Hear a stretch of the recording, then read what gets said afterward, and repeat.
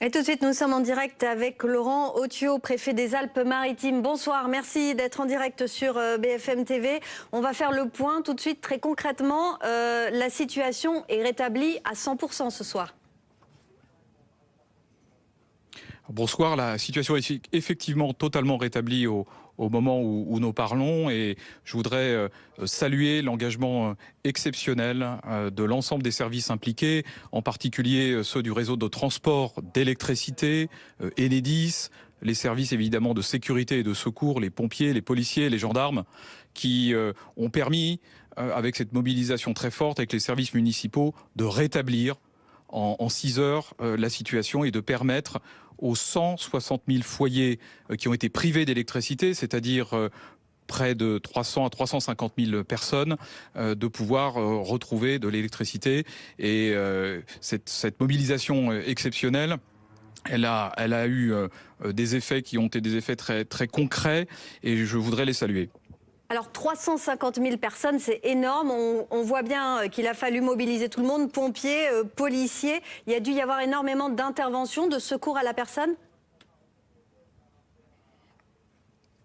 Alors, heureusement, nous n'avons pas de victimes, nous n'avons pas de blessés, mais il y a eu effectivement un certain nombre d'interventions, mais au demeurant assez limitées, puisque l'ensemble des services ont été extrêmement mobilisés. L'information a été diffusée de manière, je dirais, très, très régulière. Il y a eu une attention évidemment très forte aux personnes fragiles, aux personnes vulnérables, ce qui a permis, de limiter les effets de cette situation. Alors, je voudrais simplement dire aussi que je condamne très fermement ces actes qui sont des actes extrêmement graves puisqu'ils ont visé l'intégrité du système électrique et qu'ils ont mis en danger la vie de la population et en particulier des personnes les plus fragiles et les plus vulnérables. Heureusement, nous n'avons pas à recenser ce soir de victimes et c'est grâce au travail très important qui a été mené par l'ensemble des services. Je voudrais dire aussi que nous menons évidemment une action résolue avec les services de police et de gendarmerie pour identifier, rechercher, interpeller, mettre à disposition de la justice les personnes qui ont commis ces actes sur deux infrastructures. D'une part, un poste électrique qui est situé dans le Var et d'autre part, sur un pylône qui est situé dans les Alpes-Maritimes à Villeneuve-Loubet. Alors aujourd'hui, ce soir, on est clairement sur 2 actes de sabotage avérés qui ont été pensés en même temps. Est-ce qu'on en sait plus ? Alors l'enquête le dira, l'enquête sous l'autorité du procureur de la République. Ce qu'on peut dire, c'est qu'il y a un certain nombre d'éléments qui montrent qu'il n'y a pas de coïncidence, mais je ne m'avancerai pas puisque l'enquête est en cours, elle a commencé et il y a encore une très forte mobilisation des services de police et de gendarmerie sous l'autorité du procureur de la République. Est-ce qu'au vu de ce qui s'est passé ces dernières heures, le niveau de sécurité a été relevé autour des sites sensibles ? Alors nous avons évidemment pris un certain nombre de dispositions de sécurité. Je ne rentrerai pas dans le détail de celles-ci pour préserver toute leur efficacité.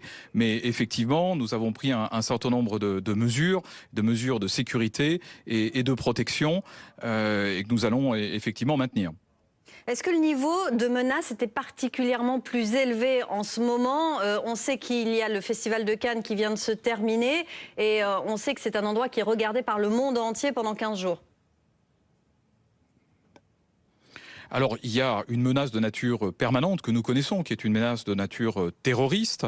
En revanche, il n'y avait pas de menace spécifique sur le Festival de Cannes, mais nous sommes habitués à gérer cette menace, à mettre en place des dispositifs de sécurité extrêmement robustes.